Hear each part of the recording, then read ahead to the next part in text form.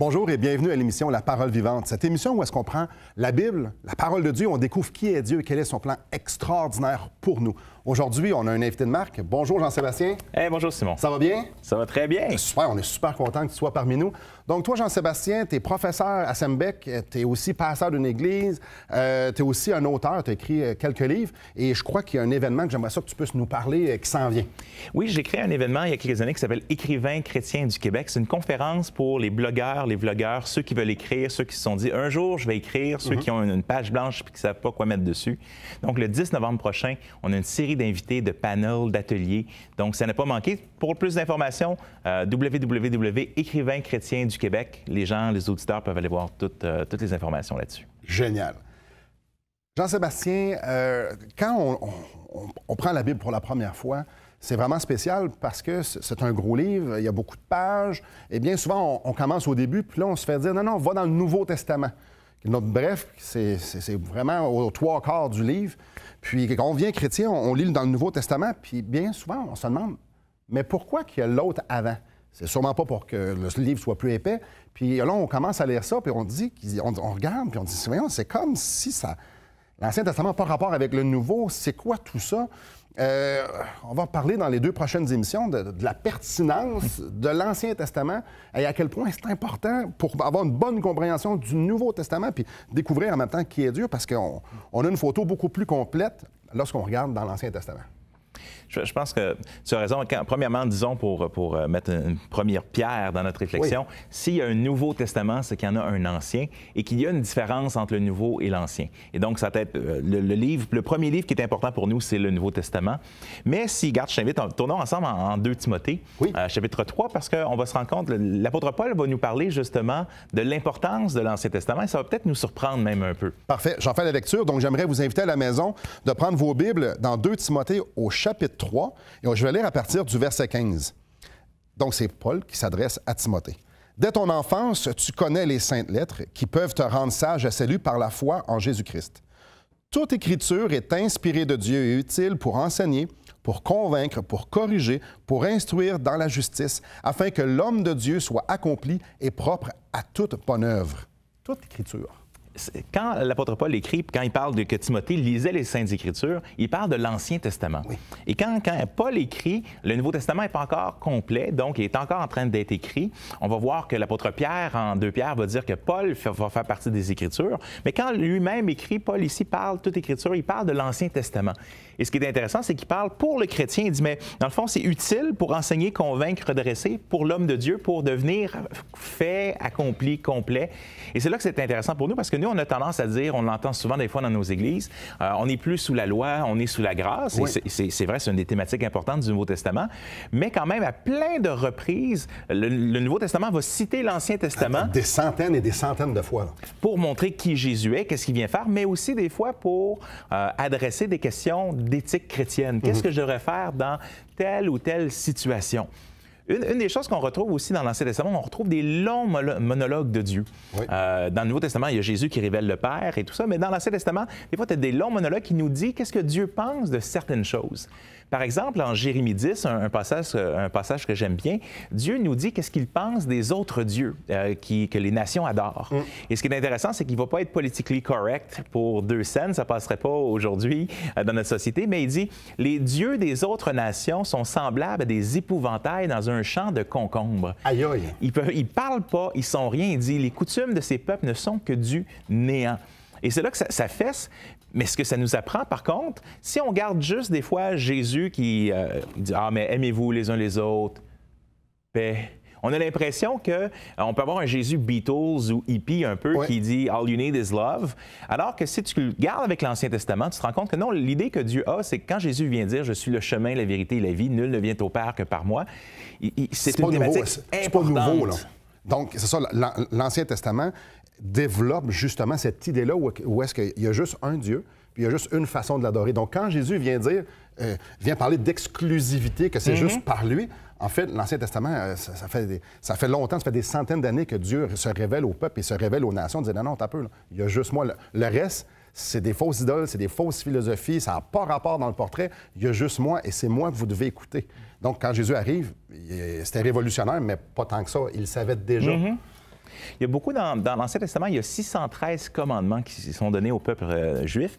Il y a les 10 commandements qui sont donnés sur le mont Sinaï.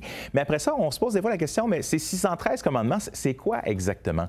Mais quand Jésus fait le résumé il dit, comment est-ce qu'on résume les commandements de Dieu? Il dit, aime Dieu de tout ton cœur, de toute ta force, de tout ton esprit, en bon québécois, de toutes tes tripes, et ton prochain comme toi-même. Il dit, la loi est résumée en ces choses-là. Mais si on arrive et on dit, c'est quoi aimer Dieu? C'est quoi aimer mon prochain dans n'importe quelle situation de notre vie? Si on vient avec une attitude de dépendance envers Dieu, mais si on est honnête, je pense qu'on va arriver très proche d'un des 613 commandements. Je donne un exemple. Il y a quelqu'un dernièrement qui à l'Église qui me pose la question, mon fils a besoin d'argent pour acheter un duplex, un triplex ou quelque chose. Est-ce que je devrais lui prêter de l'argent, puis je vais faire un contrat avec intérêt, puis tata? On regarde dans le Nouveau Testament, il n'y a pas grand-chose là-dedans. Mais si on regarde dans l'Ancien... Mais effectivement, là, ça va nous dire, bien, quand tu prêtes à des gens de ta patrie, donc prête pas avec usure, c'est-à-dire ne prête pas avec intérêt. Donc, on n'est plus sous, si on peut dire à quelque part, la loi, là, on n'est plus sous la loi de l'Ancien Testament, mais des fois, c'est comme un bon yogourt passé date. C'est-à-dire que le yogourt, même passé sa date de péremption, tu peux le manger. Et de la même manière, mais des fois, ça nous donne une indication si c'est comme ça que s'appliquait la loi morale de Dieu dans une situation particulière. Ça peut nous donner un bon indice. Puis là, après ça, on peut dire, mais le Nouveau Testament nous dit, bien, si quelqu'un te demande, donne-lui. Fait que là, on se rend compte, OK, mais quand l'Ancien Testament va nous donner un peu de détails, un peu sur comment ça peut se mettre en pratique. Donc, les prescriptions quand tu dis commandement, je le traduis d'une façon un peu différente, par prescription. Donc, les prescriptions que Dieu nous donne dans l'Ancien Testament, bien souvent, ça aide à régir nos vies aujourd'hui, puis d'illustrer comment interagir avec les autres. N'est-ce pas? On en garde encore, on va aller à une pause. N'est-ce pas intéressant?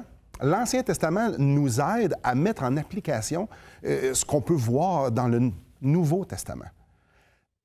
J'aimerais vous inviter à nous appeler, à communiquer avec nous, de nous faire savoir vos interrogations, vos suggestions. Donc, toutes les informations sont au bas de l'écran pour pouvoir communiquer avec nous. Et j'aimerais, par le fait même, vous offrir le livre Destination finale. Je ne sais pas si vous l'avez déjà lu, mais dans ce livre-là, on peut comprendre, l'auteur Marc Hale nous aide à comprendre c'est quoi le plan de Dieu pour maintenant et pour demain. Donc, on aimerait vous l'offrir tout à fait gratuitement. Et la façon de pouvoir se le procurer, c'est juste de communiquer avec nous. Ça va nous faire plaisir de vous l'acheminer. Donc, restez avec nous. Après la pause, on continue.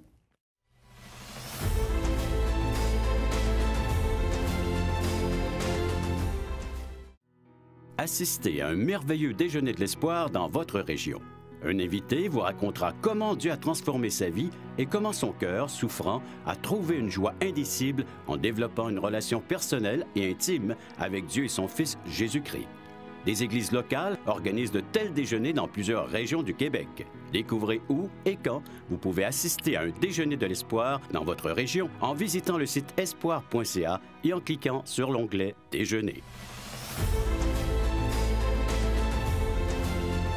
Très bonjour à vous. Oui, on est en train de découvrir la pertinence de l'Ancien Testament alors qu'on regarde le Nouveau Testament et puis on dit « Wow, OK. Y a-t-il d'autres exemples où ce qu'on peut voir que le Nouveau Testament va puiser dans l'Ancien Testament? » En fait, il y en a plein, mais peut-être... Oui, un exemple peut-être pratique en 1 Timothée, chapitre 5, où l'apôtre Paul parle justement à Timothée des anciens dans l'Église puis des différentes choses qui peuvent leur arriver. 1 Timothée 5, 17, « Que les anciens qui président bien soient jugés dignes d'un double honneur ou d'un double salaire, dépendamment le même mot en grec, surtout ceux qui prennent part à la prédication et à l'enseignement. » Donc, il parle du soutien un peu des anciens, de la reconnaissance. Mais après ça, il va dire « Car l'Écriture dit, il cite l'Ancien Testament, tu ne muselleras pas le bœuf qui foule le grain et l'ouvrier mérite son salaire. » Intéressant, on va chercher un principe agraire de l'Ancien Testament. Tu ne muselleras pas le bœuf pour dire, mais dans le fond, tu peux appliquer ça au fait que les anciens méritent leur salaire, particulièrement ceux qui ont plusieurs fonctions. Donc, une des prescriptions par rapport au bœuf est appliquée dans le Nouveau Testament par rapport aux anciens. Tu as exactement la même chose dans 1 Corinthiens 9, par exemple, où l'apôtre Paul va poser la question, cette chose-là a-t-il été écrit pour les bœufs ou a-t-il été écrit pour nous? Et l'apôtre Paul va dire, il a été écrit pour nous. Donc, il va vraiment chercher l'éthique de l'Ancien Testament pour dire, ceci, on peut aller chercher des principes. Il le fait ici pour ça, mais ce qui est intéressant, c'est l'ouvrier mérite son salaire et ce que Jésus a dit.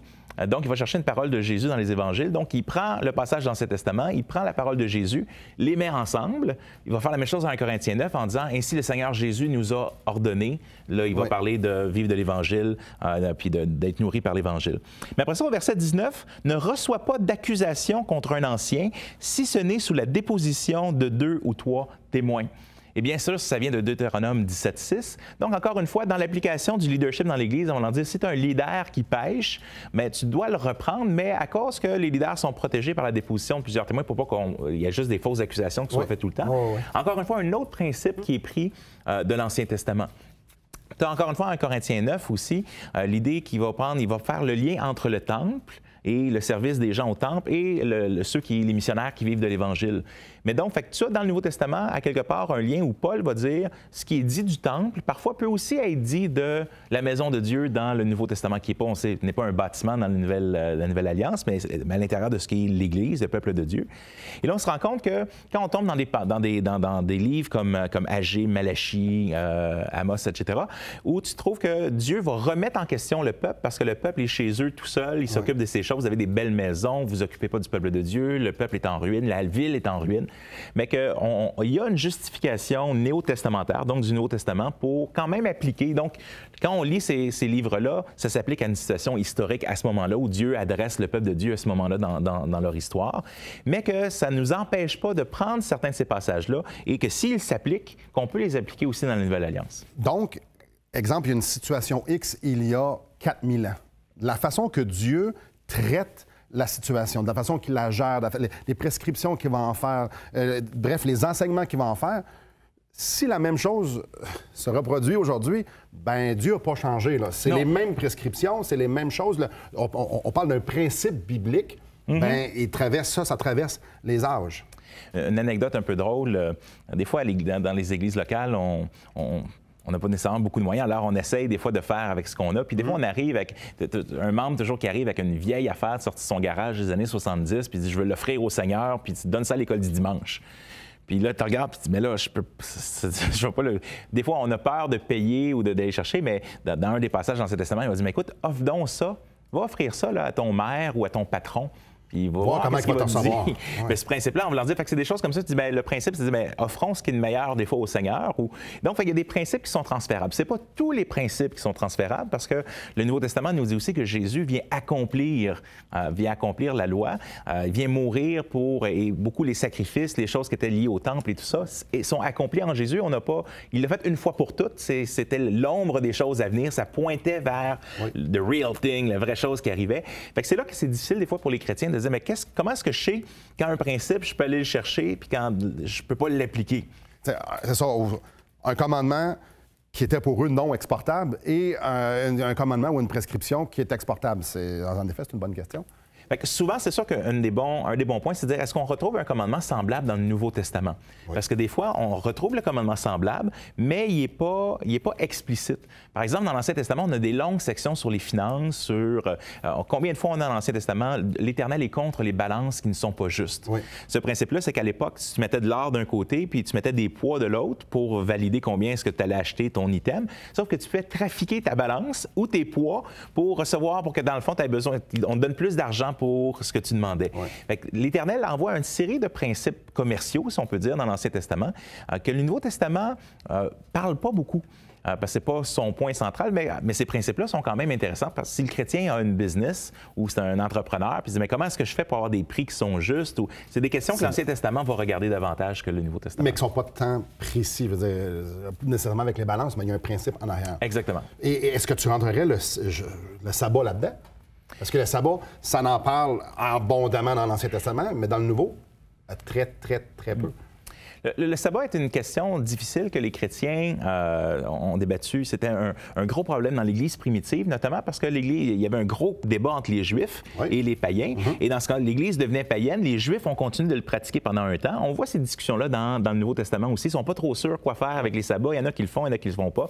L'apôtre Paul va dire, si quelqu'un honore un jour particulier, mais il le fait pour Dieu, mais c'est bon tant qu'il ne l'impose pas aux autres. Puis celui qui ne le fait pas, le fait aussi pour Dieu. Donc, on a des indices dans le Nouveau Testament que le sabbat n'est pas... il y a un rôle dans l'Ancien Testament, mais que dans le Nouveau Testament, il n'y a pas ce même rôle-là. Hébreu va nous parler qu'il y a un repos éternel, il y a un sabbat éternel pour le peuple de Dieu. Par contre, je te dirais, comme quand on disait que les 10 commandements sont la loi de Moïse donnée sur le Sinaï, et que si on dit les 613 commandements sont justement des applications de la loi de Moïse, mais il y a dans Néhémie 13 ou ailleurs, dans l'Ancien Testament, le sabbat, si tu le profanais, tu étais mis à mort. Exactement, oui. Fait qu'il y a plusieurs choses, mais par contre, le sabbat, si on peut dire d'une certaine manière, est aussi créationnel.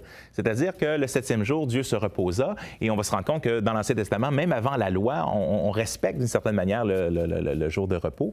Alors, fait qu'il y a des choses, ce que je sortirais du sabbat, à cause que le Nouveau Testament a dit assez clairement que, dans le fond, on n'a pas à respecter un jour particulier dans ce sens-là, que le principe peut-être demeure, c'est-à-dire, je pense que c'est un bon principe que Dieu a instauré depuis la création, il leur a mis dans les 10 commandements, disait, mais prendre un temps à part pour le repos puis pour adorer Dieu, bien, c'est un bon principe. C'est ça.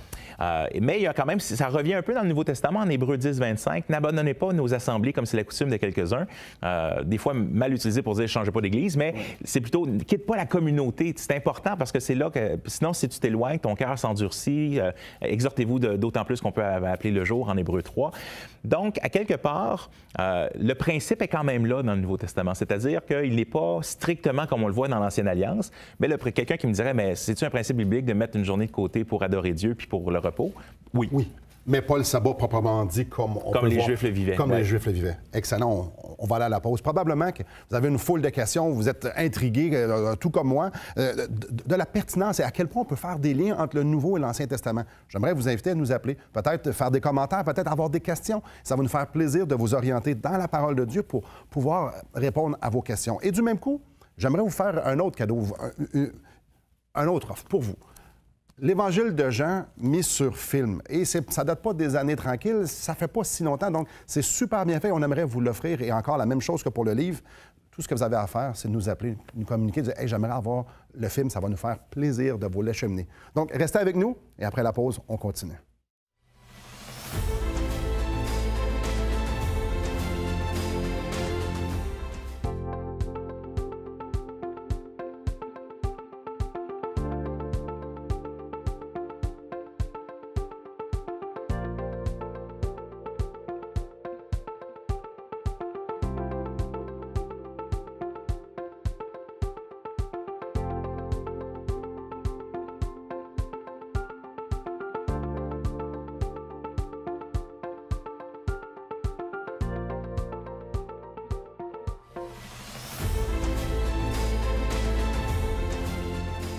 Bonjour à vous. Oui, pertinence de l'Ancien Testament dans le Nouveau.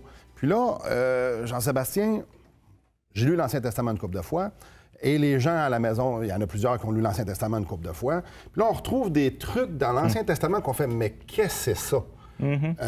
Exemple, ce que j'ai entendu, dans le Nouveau Testament, c'est Kumbaya, Jésus est super bon, Dieu est formidable, Dieu est amour, Dieu est paix.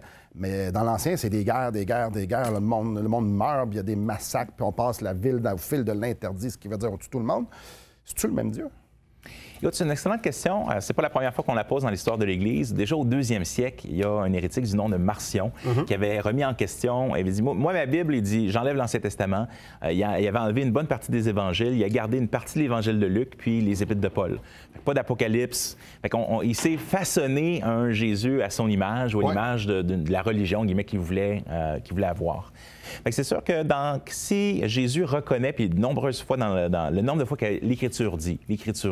Donc Jésus cite. Oui, l'Écriture parle de moi et c'est quelque chose. Et vous ne voulez pas venir à elle pour avoir la vie, pourtant, elle rend témoignage de moi. Jésus va dire aux pharisiens. L'Ancien Testament parle de Jésus pas mal de A à Z. Ce qui fait que pour le chrétien, l'Ancien Testament est important. On va souvent entendre, mais dans le Nouveau Testament, c'est le Dieu d'amour. Dans l'Ancien Testament, c'est le Dieu de guerre ou le Dieu choqué, le Dieu fâché. De colère, c'est ça. Je pense qu'on lit les passages du Nouveau Testament qu'on veut bien lire aussi. C'est-à-dire, on va rarement dans Hébreu, on va rarement dans Apocalypse, sauf pour parler de la fin du monde. Que Dieu est un feu dévorant. Dans Hébreu, ça nous parle Hébreu, effectivement. Qu'il est terrible de tomber entre les mains du Dieu vivant, nous dit en Hébreu. Ça vient dans l'Ancien Testament aussi, il y a des clins d'œil. Jésus, on a de la difficulté à voir, mais Jésus nous parle de l'amour. Oui, mais Jésus nous parle aussi du jugement. En Apocalypse, il donne l'image, quand Jésus revient, il revient sur son cheval blanc, puis il y a le sang des nations, parce qu'il y a une guerre, l'humanité se rebelle contre Dieu. Ce qui fait quand même qu'à un moment donné, c'est aussi la thématique dans l'Ancien Testament. Quand il y a des guerres ou il y a des choses, bien, quelque part, c'est quoi la guerre faire si ce n'est je veux ton pétrole, je veux ton pays, je veux la suprémauté, je veux ta parcelle de patrie. Mais à quelque part, on fait l'histoire de l'humanité, c'est la guerre de l'humanité contre Dieu. Quand le serpent dit dans le jardin, tu deviendras comme Dieu, à quelque part, il y a ce combat-là, c'est le combat des dieux, c'est-à-dire mon royaume, exactement. Je me crée mon propre royaume, puis là, le mien, bien là, Dieu, son royaume qui est le réel, le mien ne l'est pas, mais on rentre en conflit, là. Exactement, sauf que si, des fois les gens posent la question, si Dieu est bon, pourquoi la souffrance? Pourquoi il laisse faire ça? Mais est-ce qu'on réalise qu'est-ce que Dieu a besoin de faire pour éradiquer la souffrance? S'il enlève toutes les personnes qui veulent faire le mal ou la guerre ou veulent avoir leur propre chose... Il n'y aura plus personne. T'es pas là, je suis pas là non plus. Non, c'est ça. Fait que dans ce sens-là, on l'a dans une parabole de Jésus où on va dire qu'il y avait un roi qui venait dans son royaume, puis il y a des gens qui voulaient pas qu'il règne sur eux. Fait qu'il demande de les amener, puis finalement, ces rebelles-là qui veulent pas se soumettre au roi, mais ils s'en débarrassent. Sauf qu'on lit pas souvent cette parabole-là, où on la lit dans un des autres évangiles où qui mentionne pas la fin des rebelles dans l'histoire. Pourquoi? Parce que ça va contre nos sensitivités d'aujourd'hui.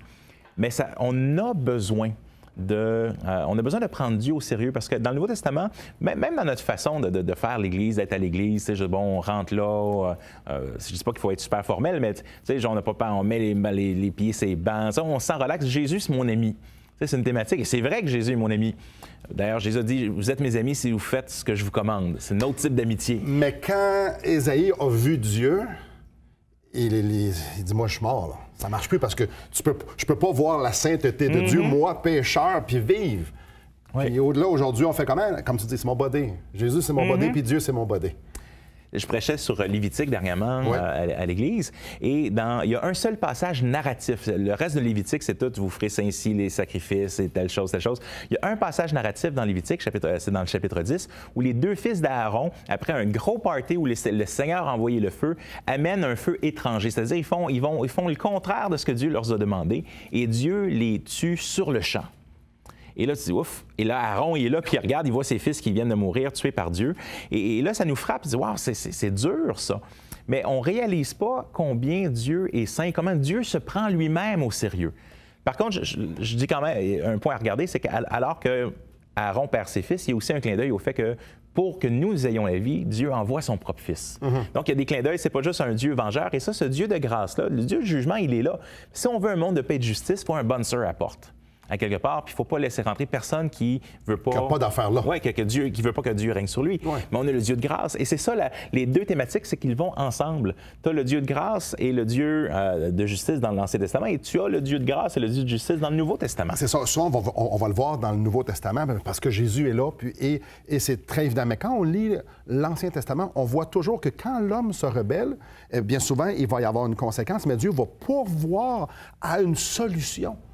Et ça, c'est extraordinaire parce que dès la chute, quand Adam et Ève ont péché, ils sont tous dit, hey, j'ai un problème, je suis nu. Ils se sont tout de suite cousus quelque chose. Dieu dit, attends, c'est pas toi qui vas pourvoir à une solution, c'est moi qui va pourvoir à une solution.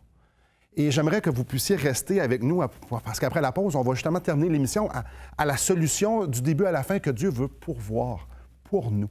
Et c'est un grand besoin que nous avons tous en tant qu'humanité, comme on vient de parler. Chaque être humain doit se regarder dans le miroir, mais surtout devant Dieu. Si je meurs aujourd'hui, je m'en vais où? Qu'est-ce qui laisserait... Pourquoi Dieu me laisserait rentrer dans sa présence? Donc, après la pause, restez avec nous. On va justement parler de ça.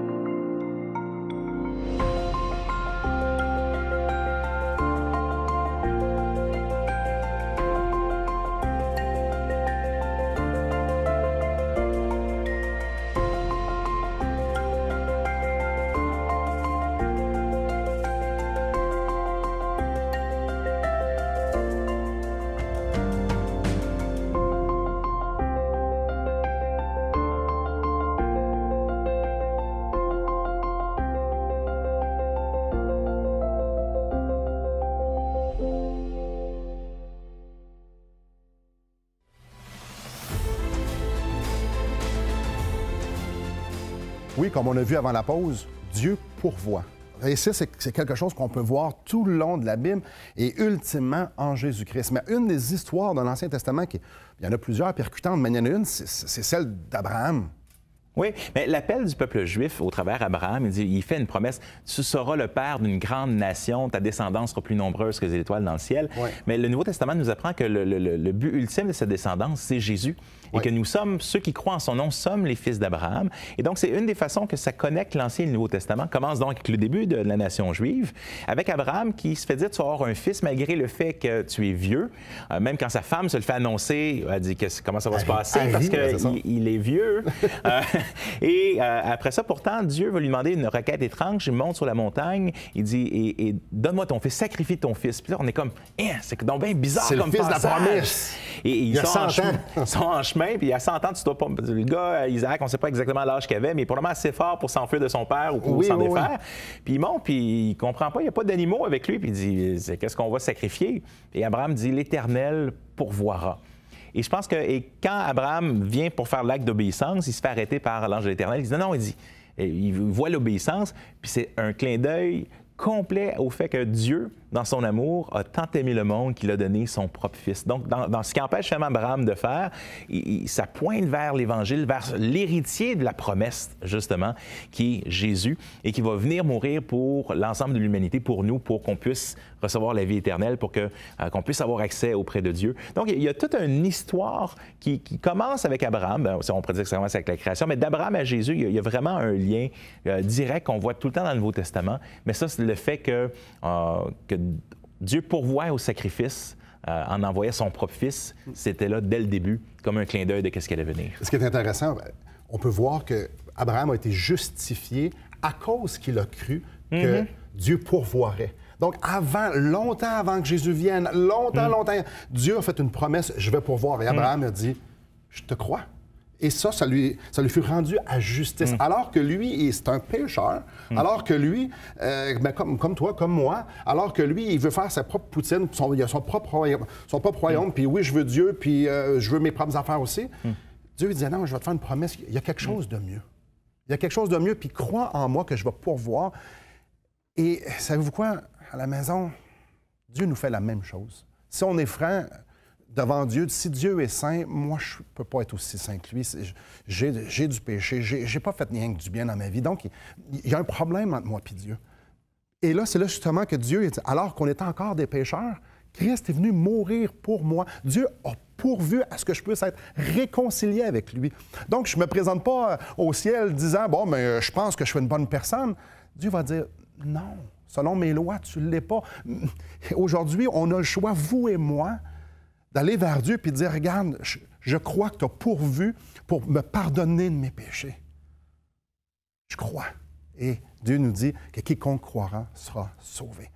Allez à Dieu et dites-lui, pardonne-moi mes péchés, il vous pardonnera. Merci beaucoup, Jean-Sébastien. Ça fait plaisir. Merci beaucoup à vous. Que le Seigneur vous bénisse.